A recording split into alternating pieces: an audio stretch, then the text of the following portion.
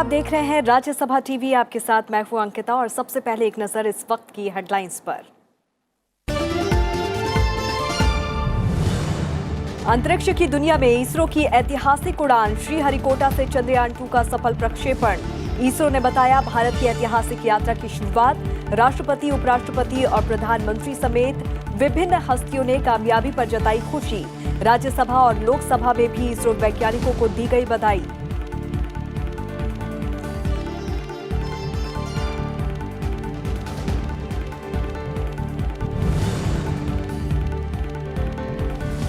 राज्यसभा से मानवाधिकार संरक्षण संशोधन विधेयक पारित। मानवाधिकार आयोग में महिला सदस्य को शामिल करने और आयोग के अध्यक्ष के रूप में सुप्रीम कोर्ट के पूर्व न्यायाधीश की नियुक्ति का भी प्रावधान। गृह मंत्री अमित शाह ने प्रस्तावित प्रावधानों पर सदस्यों की आपत्तियों को किया खारिज।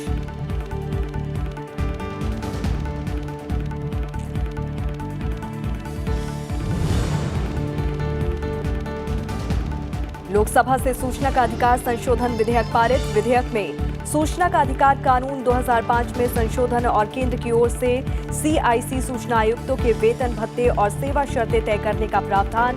विधेयक के पक्ष में 218 और विरोध में पड़े 79 वोट।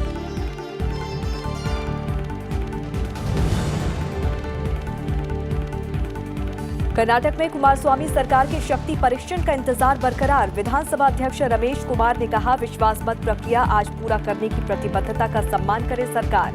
सुप्रीम कोर्ट ने फ्लोर टेस्ट की मांग वाली 2 निर्दलीय विधायकों की याचिका पर तुरंत सुनवाई से किया इनकार।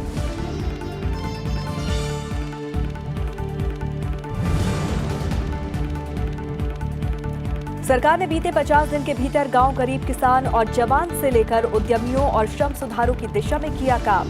केंद्रीय मंत्री प्रकाश जावड़ेकर ने नरेंद्र मोदी सरकार के दूसरे कार्यकाल के पहले 50 दिन का पेश किया रिपोर्ट कार्ड। कहा, सरकार अपने लक्ष्य को पूरा करने के लिए हर क्षेत्र में उठा रही है कदम।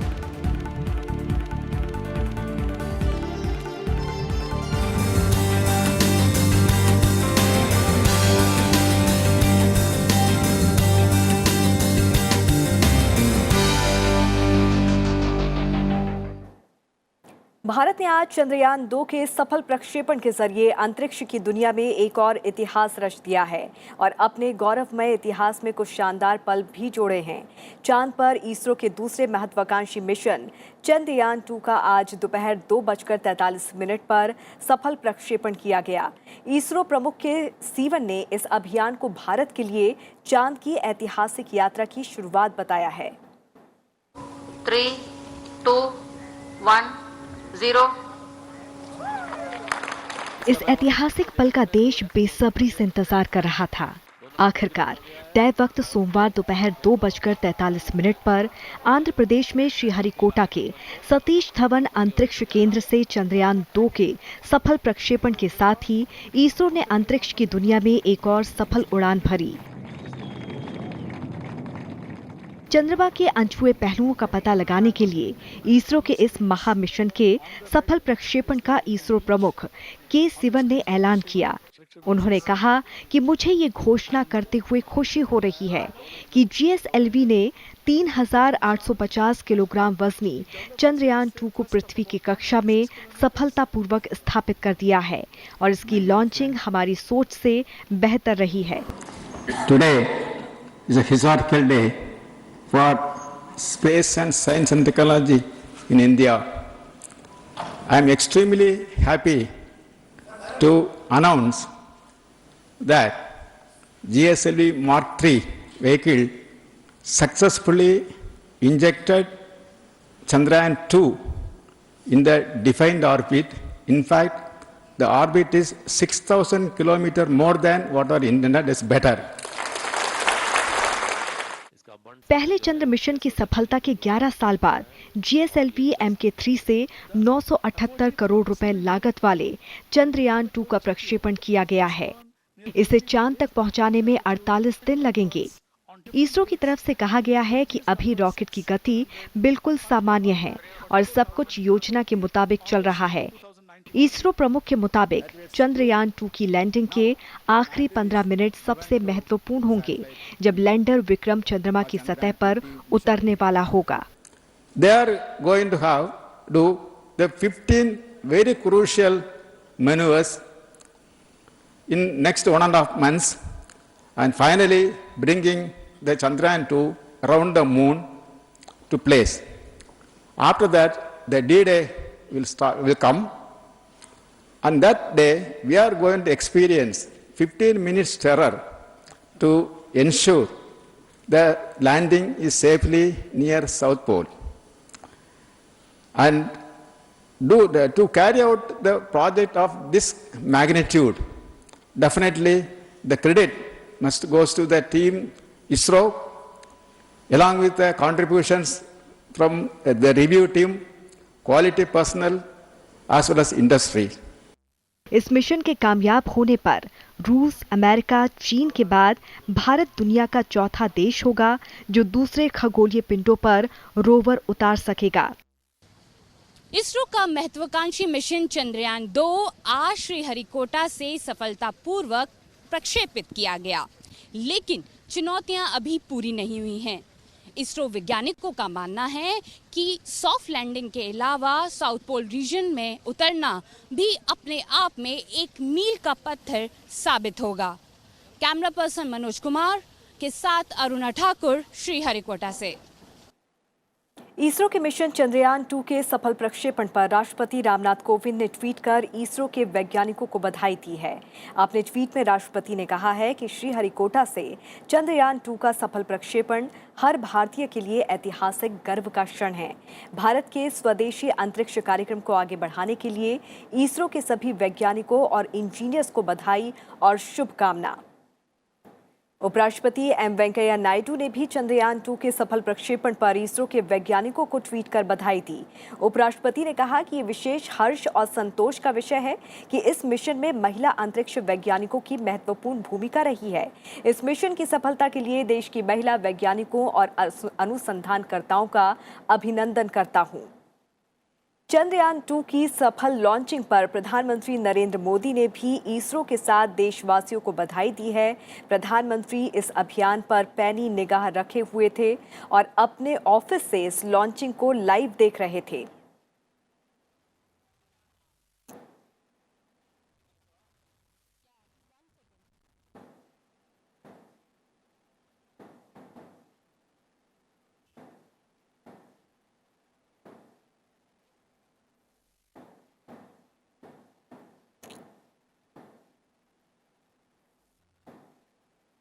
प्रधानमंत्री ने ट्वीट कर कहा कि भारत के लिए ये एक ऐतिहासिक क्षण है। चंद्रयान-2 के सफल प्रक्षेपण से आज पूरा देश गौरवान्वित है। मैंने थोड़ी देर पहले ही इसके लॉन्च में निरंतर तन मन से जुट रहे वैज्ञानिकों से बात की और उन्हें पूरे देश की ओर से बधाई दी।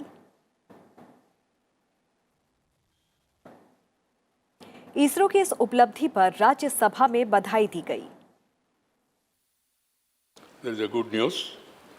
It gives me great happiness to inform the House that Chandrayaan-2 has been successfully launched by the Indian Space Research Organisation ISRO and the Department of Space from Sriharikota Range, SHAR, a short while ago.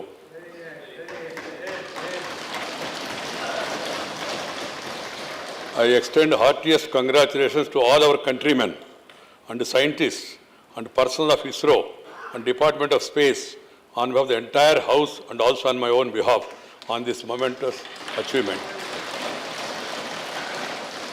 Chandrayaan-2 has been launched aboard the first operational flight of the indigenously developed and manufactured GSLV Mk3. This is the most powerful Indian rocket to date. The vehicle is well as Chandrayaan-2 are fully designed and fabricated in India. Therefore, our scientists deserve special compliments. Their achievement has enhanced the country's pride and confidence. This development represents a golden chapter in the history of not only the development of science and technology in India, but also of the country itself. Chandrayaan-2 के सफल प्रक्षेपण पर लोकसभा अध्यक्ष ओम बिरला ने भी खुशी जताते हुए पूरे सदन की ओर से इसरो के वैज्ञानिकों को इस महत्वपूर्ण मिशन के लिए बधाई दी। भारतीय अंतरिक्ष अनुसंधान संगठन इसरो ने आज अपराह्न 2:43 बजे जो सतीश धवन अंतरिक्ष केंद्र श्री हरिकोटा से चंद्रमा के लिए भारत के दूसरे स्वदेशी मिशन चंद्रयान 2 को सफलतापूर्वक प्रक्षेपण किया है। चंद्रयान 2 चंद्रमा के दक्षिणी ध्रुवीय क्षेत्र में विश्व का पहला मिशन है। इस प्रक्षेपण के साथ ही देश ने अंतरिक्ष में हमारे प्रयासों के संबंध में हमारी शक्ति एवं क्षमता का प्रदर्शन किया है। हमारे अंतरिक्ष वैज्ञानिकों की इस उपलब्धि ने हमारे गौरव को बढ़ाया है।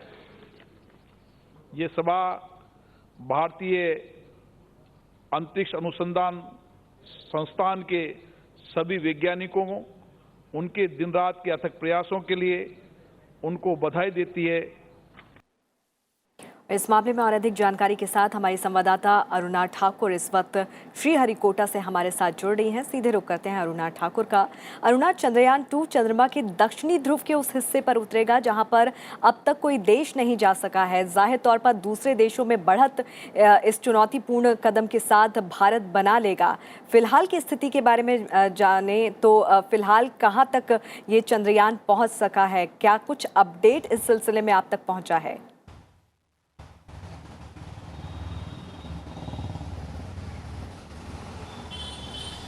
देखिए अंकिता, मैं पहले बताना चाहूँगी कि ये जो मिशन है ये बहुत कई मायनों में बहुत अपने आप में महत्वपूर्ण है।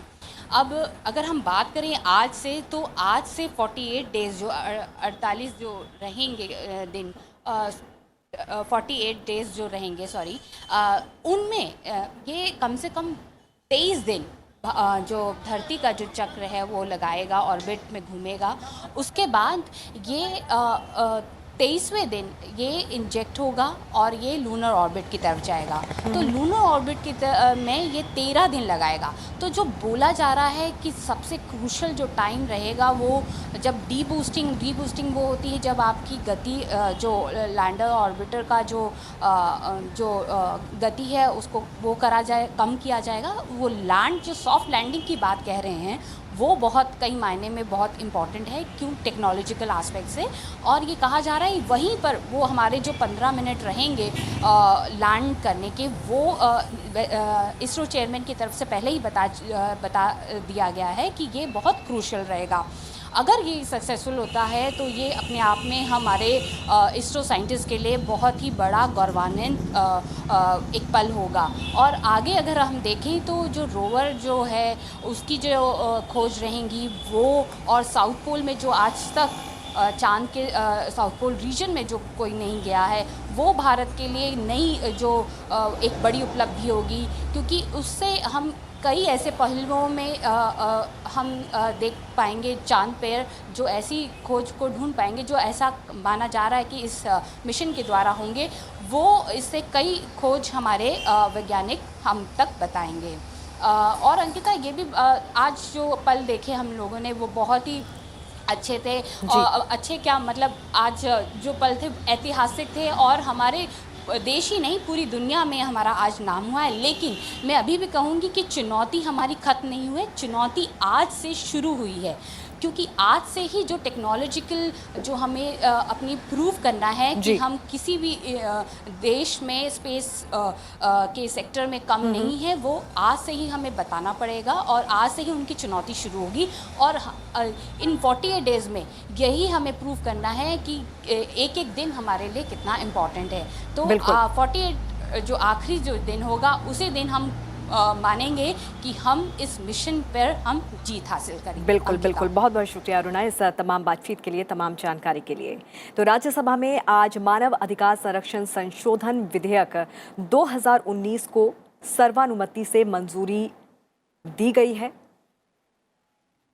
तो बेहद ख़ास ये दिन रहा है जहां पर एक तरफ तो जो मानव अधिकार संरक्षण संशोधन विधेयक 2019 है उसको सर्वानुमति से मंजूरी दी गई। दोपहर बाद विधेयक पर चर्चा की शुरुआत की गई और बाद में इसे ध्वनि मत से पारित किया गया। चर्चा का जवाब देते हुए गृह राज्य मंत्री नित्यानंद राय ने कहा कि विधेयक के प्रावधानों से राष्ट्रीय मानवाधिकार आयोग और राज्य मानवाधिकार आयोगों को और अधिक सक्षम बनाने में मदद मिलेगी। नागरिकता एक बहुत ही महत्वपूर्ण मामला है, संवेदनशील है और विदेशी नागरिकों के या अवैध नागरिकों के जो छटाई हो रही है, जिसको प्रमाण देने के लिए कहा जा रहा है, प्रमाण न प्रस्तुत करने की स्थिति में अगर वैसी स्थिति आती है तो डिटेन करने का प्रावधान है, लेकिन उसको कोई कष्ट नहीं। इसके बाद गृह मंत्री अमित शाह ने कहा कि आयोग के सदस्य की नियुक्ति एक समिति करती है, लिहाजा सदस्यों का इस तरह की आशंका रखना कि पुनर्नियुक्ति प्रावधान की वजह से ये सरकार का आयोग बन जाएगा, ये आशंका और आपत्ति बेवजह है। अध्याय 2 की धारा 4 के तरफ आप सबका ध्यान दिलाना चाहता हूं, जो ह्यूमन राइट कमीशन एक्ट की है। इसकी नियुक्ति कौन करता है? गृह मंत्री के सिफारिश पर प्रधानमंत्री नहीं करते हैं। इसके लिए कमेटी बनी है। कमेटी में कौन है? प्रधानमंत्री है, लोकसभा अध्यक्ष जी हैं, गृह मंत्री हैं, विपक्ष के दोनों सदनों के नेता हैं, राज्यसभा के उपसभापति महोदय स्वयं है, और इतने सारे लोग जब मिलकर लगभग यूनानिमिटी के साथ कोई किसी व्यक्ति की अपॉइंटमेंट करते हैं और उस पर भी हम संशय खड़ा करेंगे मान्यवर, तो मैं नहीं मानता कोई भी लोकतांत्रिक संस्थान काम कर पाएगा। इससे पहले विधेयक को लेकर हुई चर्चा में कई दलों के सदस्यों ने भाग लिया और अपने अपने विचार रखे। चर्चा की शुरुआत बीजेपी सांसद प्रभात झा ने की। कांग्रेस सांसद विवेक के तनखा ने अपने विचार रखते हुए ये मुद्दा उठाया कि इस विधेयक में कई अहम संशोधनों को शामिल ही नहीं किया गया है। अन्य सदस्यों ने इस बिल को स्टैंडिंग कमेटी के पास भेजने का मुद्दा भी उठाया। हमने विश्व सभ्यता के सामने प्राचीन काल से पूरा आदर्श प्रस्तुत किया है। भारत वैश्विक स्तर पर, साथ ही देश में भीतर मानवाधिकार संरक्षण और संरक्षा, भारत ही ऐसा देश है जो मानवाधिकार को संरक्षण देता है और सुरक्षा देता है। ह्यूमन राइट्स होता है जब आपके राइट्स का हनन होता है, जो हनन कॉन्शियंस के विपरीत होता है, जो रेशियल डिस्क्रिमिनेशन एंड ऑल चीजें आती है। तो मेरा ये कहना है कि आप अगर इसमें अच्छा सा डिबेट होता, अच्छे से कंसिडरेशन होता, it had gone to a select committee और standing committee, maybe we could have brought a better amendment which would have served this country better. The women were coming forward and shouldering greater responsibility, sir, because one among the 3 persons of the member of this national as well as the state commission of human rights, and 1 person should be a women member, sir.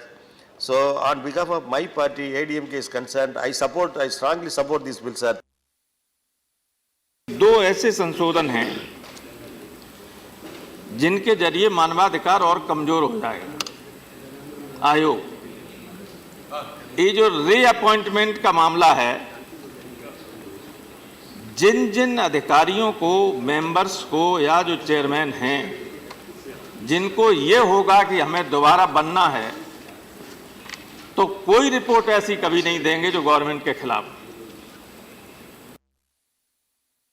आज भी कितने लोग हैं जिनको घर नहीं है, जिनको रोटी कपड़ा मकान नहीं है।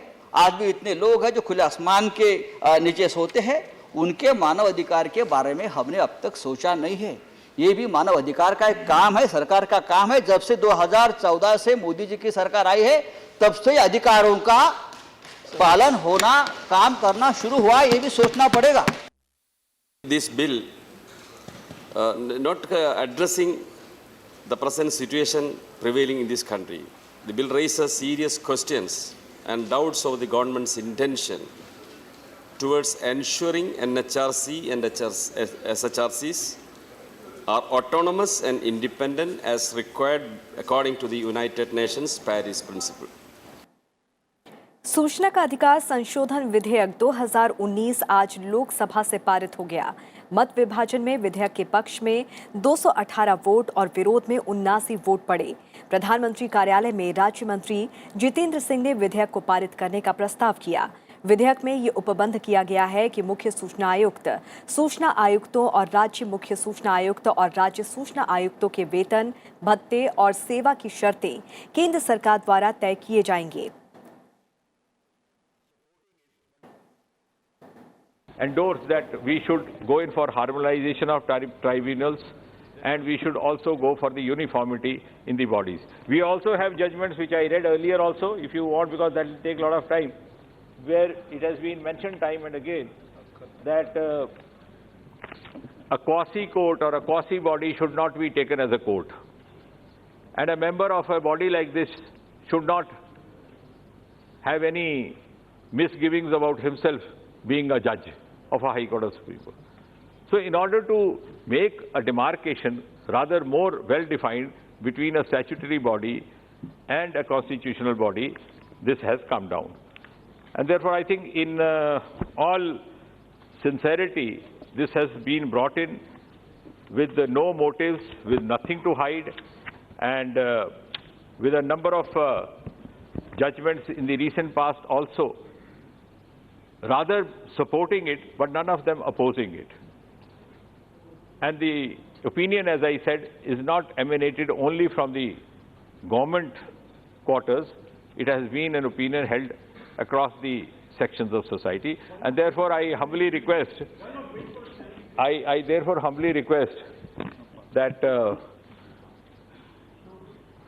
colleagues across the party lines will pass it as decently as Shashi ji has described me as decent person. मंत्री जी अब ये प्रस्ताव करें कि विधेयक को पारित किया जाए। अध्यक्ष महोदय, मैं इस विधेयक को पारित किए जाने का प्रस्ताव करता हूं। माननीय सदस्य, आपने अपनी बात बोल दी। ये एनडीए गवर्नमेंट क्या किया? It has gone for wilfully. प्रश्न ये कि विधेयक को पारित किया जाए। जो सदस्य इसके पक्ष में हाँ कहें, जो सदस्य की विरोध में ना कहें। मेरे विचार में निर्णय हाँ वालों के पक्ष में हुआ, हाँ वालों के पक्ष में हुआ, प्रस्ताव स्वीकृत हुआ, विधेयक पारित हुआ। केंद्र सरकार ने आज अपने पहले 50 दिनों का रिपोर्ट कार्ड पेश किया। मोदी सरकार के 50 दिनों का रिपोर्ट कार्ड पेश करते हुए केंद्रीय मंत्री प्रकाश जावड़ेकर ने कहा कि $5 ट्रिलियन की अर्थव्यवस्था बनाने की दिशा में ही सरकार की नीतियां काम कर रही हैं। मोदी सरकार के दूसरे कार्यकाल के शुरुआती 50 दिनों में ही किसान, बेरोजगार, युवाओं, मध्यम वर्ग और व्यापारियों के साथ समाज के सभी वर्गों के लिए काम किया गया है।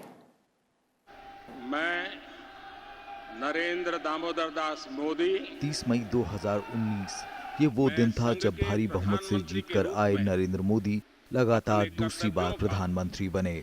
मोदी सरकार ने कामकाज संभालते ही सबका साथ, सबका विकास, सबका विश्वास मंत्र को लेकर तैयारियां शुरू कर दी थीं।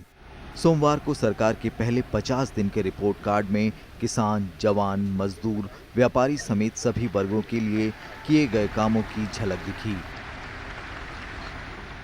सरकार का ये दूसरा कार्यकाल है जिसके 50 दिन पूरे हुए हैं, और 50 दिन में इतना कुछ सभी वर्गों के लिए किया है कि लोगों को एक आश्वासन मिलता है कि मोदी जी ने जो सत्ता संभालते ही कहा था कि सबका साथ, सबका विकास और सबका विश्वास और तेजी से विकास, तो ये जो दृष्टि है 50 दिन में उसी का दर्शन सबको मिला है। रिपोर्ट कार्ड पेश करते हुए केंद्रीय मंत्री प्रकाश जावड़ेकर ने कहा कि पार्टी के संकल्प पत्र में जो बातें कही गई हैं उस पर अमल किया जा रहा है। पड़ोसी देशों से अच्छे संबंध, निवेश, भ्रष्टाचार के खिलाफ लड़ाई और सामाजिक न्याय जैसी प्रमुख बातें सरकार के एजेंडे में हैं। मजदूरों के लिए 4 कोड लाने का फैसला हुआ जिससे उन्हें सामाजिक सुरक्षा मिलेगी। साथ ही इससे 40 करोड़ असंगठित क्षेत्र के मजदूरों को फायदा होगा। 10,000 किसान फार्मर्स प्रोड्यूसर ऑर्गेनाइजेशंस ये तैयार करने का काम हुआ है। मजदूरों के लिए 4 कोड लाने का फैसला हुआ। उससे वेज सिक्योरिटी मिलेगी, उससे उसको सामाजिक सोशल सिक्योरिटी भी मिलेगी और 40 करोड़ मजदूर जो असंगठित क्षेत्र में है उनको न्याय देने का ये भरसक प्रयास है। सेना के अनेक वर्गों को नॉन फंक्शनल फाइनेंशियल अपग्रेडेशन ये देके उनके साथ न्याय किया है और मोदी जी ने पहला निर्णय जिस पर हस्ताक्षर किए वो सेना के जवानों के, शहीदों के और पुलिस के भी छात्र छात्राओं को, बेटे बेटियों को वो एक स्कॉलरशिप में बढ़ोतरी की है। अनेक लोगों को नए सिरे से स्कॉलरशिप शुरू किया है।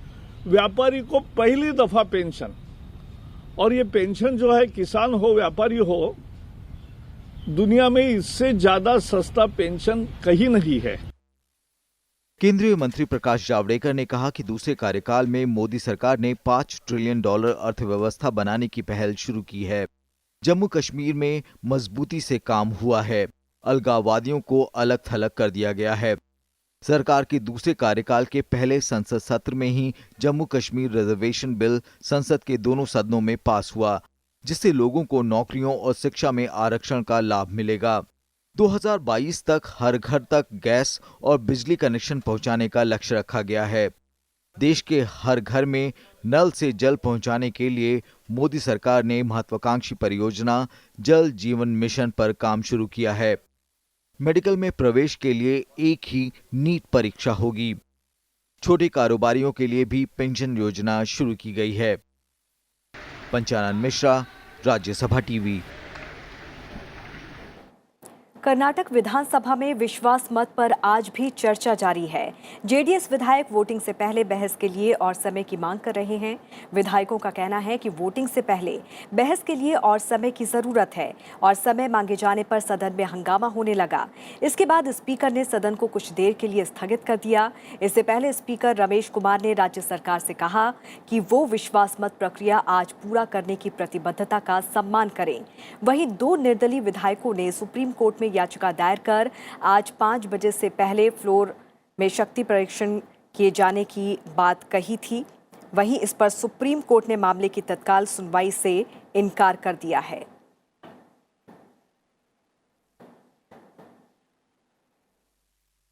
जम्मू कश्मीर के राजौरी जिले में नियंत्रण रेखा के पास आज पाकिस्तानी सेना ने संघर्ष विराम का उल्लंघन किया। फायरिंग में सेना का एक जवान शहीद हो गया। पिछले 3 दिनों में पाकिस्तान की ओर से दूसरी बार संघर्ष विराम का उल्लंघन किया गया है। सुबह 6:30 बजे से शुरू हुई गोलीबारी कई घंटों तक चली।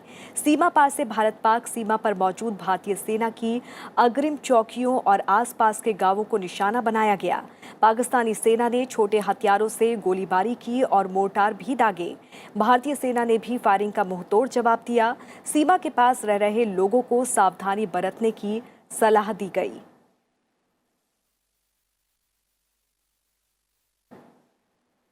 और इसी के साथ इस बुलेटिन में फिलहाल इतना ही। आप देखते रहिए राज्यसभा टीवी। नमस्कार।